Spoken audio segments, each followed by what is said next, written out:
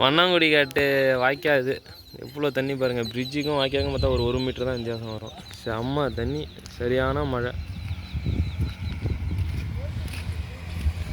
இதை பார்த்தா வீரான ஏரி மாதிரி இருக்கும், ஆனால் உள்ளார வந்து நடுவு இருக்குது பயிர்.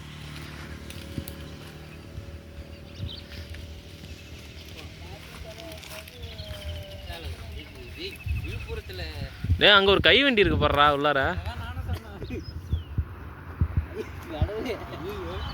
என்ன இந்த பக்கத்துல இருந்து பாக்குறதுக்கு ஒண்ணுமே தெரியல. தண்ணி கட்டின தூரம் வரைக்கும் கடலாடு.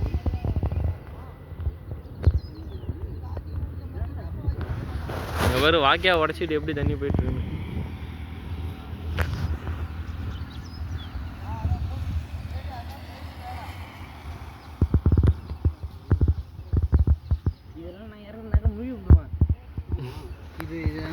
ஆழம் இருக்குது. இவ்வளோ பெரிய ஏரியில் திமிங்கலமே வளர்க்கலாம் போல் இருக்கு. கைவண்டி ஜூம் பண்ணி காட்டான். கைவண்டியெல்லாம் காட்டிட்டேன். வண்ணாங்குடி ரோட்டே மறுநாளும் மறுவிட மாட்டேங்க. இவ்வளோ தண்ணி. Historical record. இது முருகனுடைய வீடு.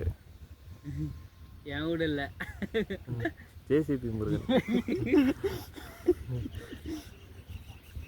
தண்ணி அப்படியே பிறண்டு போகுது வாய்க்காவில். எங்கேயும் வாய்க்காவில் தண்ணி போனதே இல்லை.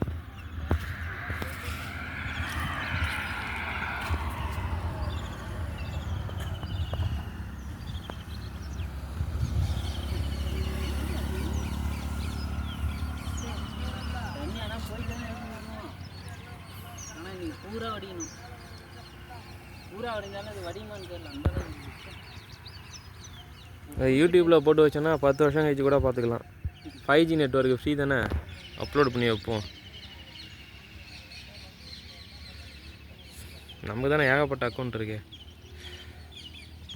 இதுதான் வந்து தோப்பேரி. அது என்ன ஏரியாடா தோப்பேரிங்கிறண்ணே? என்ன ஏரியா இது? அந்த நம்ம ஏரி பேர் கொப்பாட்டியா? நாஸ்தேரி.